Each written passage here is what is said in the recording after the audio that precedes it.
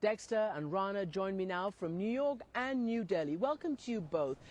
Dexter, if I could just start with you. Just tell me what it was like to be there trying to tell this story, seeing how Kashmir was being explained to the Indian people and wanting to try to figure out whether that was really what was happening. What made you enlist Rana? Well, foreigners weren't being admitted to Kashmir. I mean, it's completely locked down. And it's part of this kind of larger story, not just about Kashmir, but about what the Hindu nationalist government is doing to Muslims in India. And I thought that Kashmir was a kind of exhibit A. I wanted to see it. I mean, as it turned out, we just got on a plane and went, and walked on out of the airport. So it wasn't all that difficult. But no one else had managed to get in there. And when we got in there, it was pretty shocking. I mean, it was pretty much what your viewers just saw.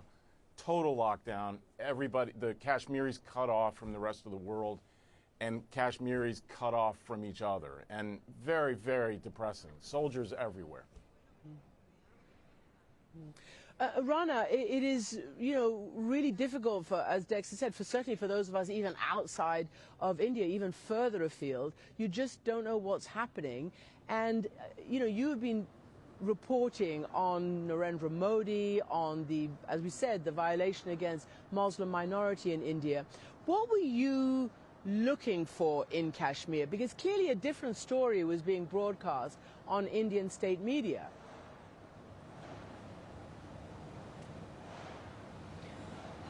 Absolutely, Christian. The kind of news reports that were trickling in from the Indian media was that everything was normal in Kashmir and there were tourists all over the place.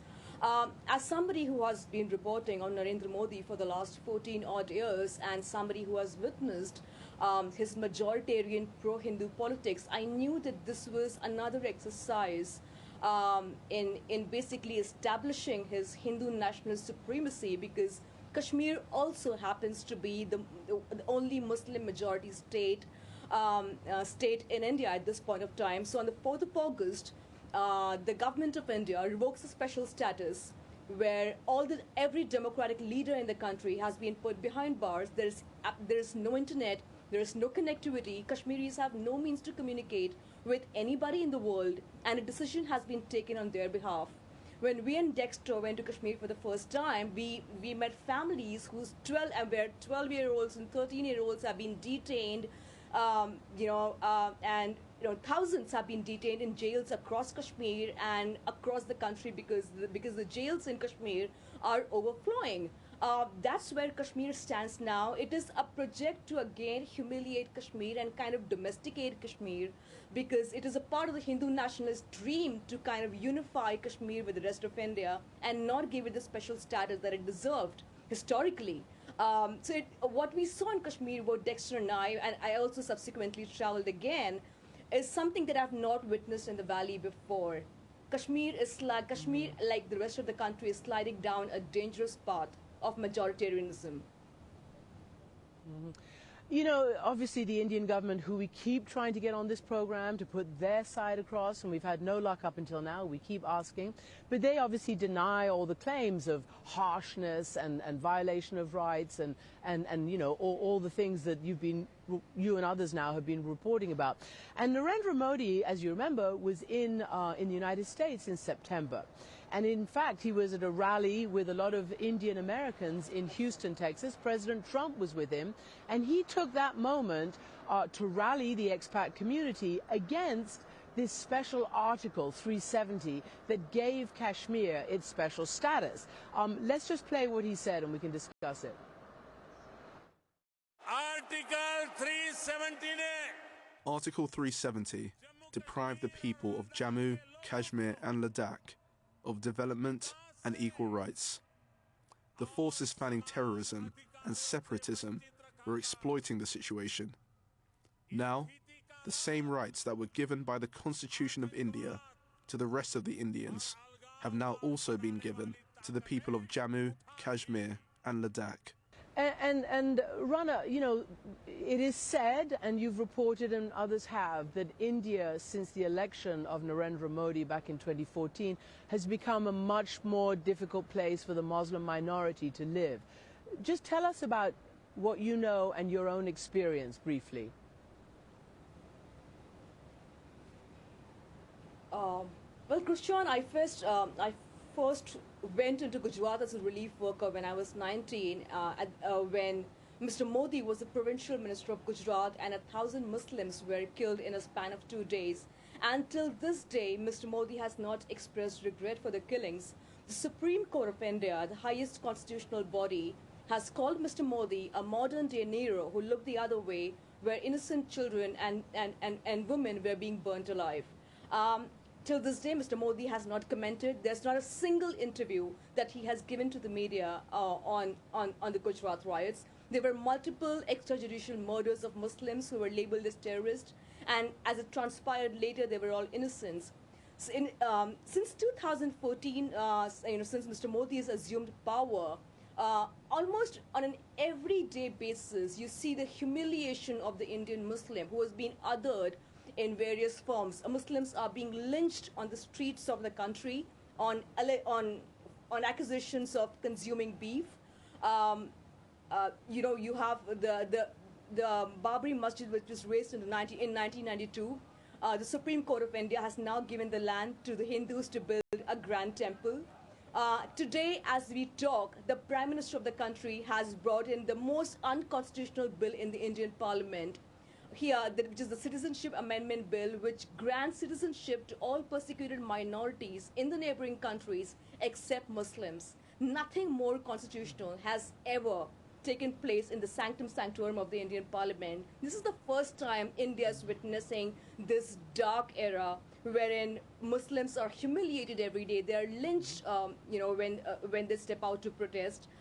There is an atmosphere of fear in the country. It's like a nightmare to be a Muslim in India right now. I remember when one of the accused, one youth was lynched in not very far from New Delhi, the national capital. The civil aviation minister of the Modi government went and garlanded the accused who lynched Muslims. Now that's how brazen it has been in Mr. Modi's regime in the last 6 years, and it's only getting worse by every day. Dexter, I want to read you a short excerpt of what you wrote about this in this New Yorker article, talking about, the consolidation of this power. You wrote, ever since Modi was first elected Prime Minister in 2014, he's been recasting the story of India from that of a secular democracy accommodating a uniquely diverse population to that of a Hindu nation that dominates its minorities, especially the country's 200 million Muslims. I mean, you've hit the nail on the head, because the whole world talks about India as the largest democracy, and India, holds that position proudly. And yet, as you report, it's become more and more India for the Hindus. Just give us a sense of this move away from India's secular history. Well, you just said it. For 70 years, since 1947, India has been the hope of the world. I mean, it was Gandhi and Nehru founding Indian democracy. It was a secular democracy, the world's largest, and really kind of an extraordinary experiment. But essentially based on the respect of minorities. Every major religion in the world is in India.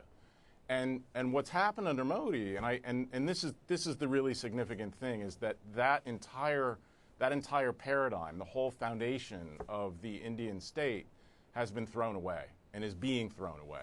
Mm-hmm. And it's being replaced by essentially as you say, a Hindu majoritarian view where the minorities are basically second-class citizens. And I just want to say, Rana mentioned the lynchings, and it's extraordinary. I mean, I went to villages in India where Muslim people are being lynched. It is like really, it's like the Reconstruction era in the American South. Like, to be a black man then is to be a Muslim man now, and it is terrifying. I have never seen anything like it, and I never thought I would see that in India, the largest democracy in the world. Wow, that is really harsh to hear.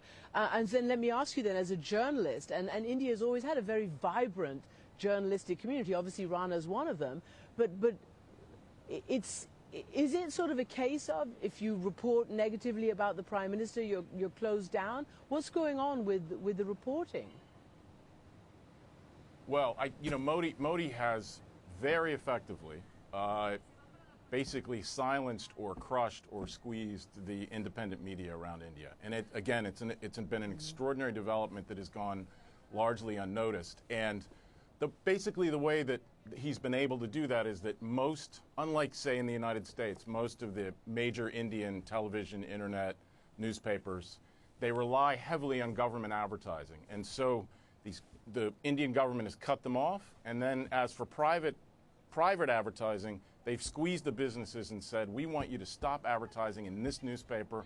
We want you to get rid of this editor. We want you to stop advertising on this television channel. Mm-hmm. And Indian businessmen have basically, the business community has fallen into line.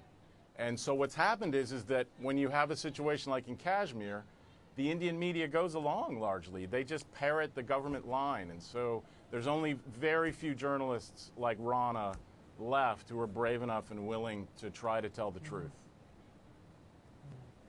Well, thank you both for this incredible window into what's happening. And again, we do try to get the Indian government view and their perspective, and we'll continue trying.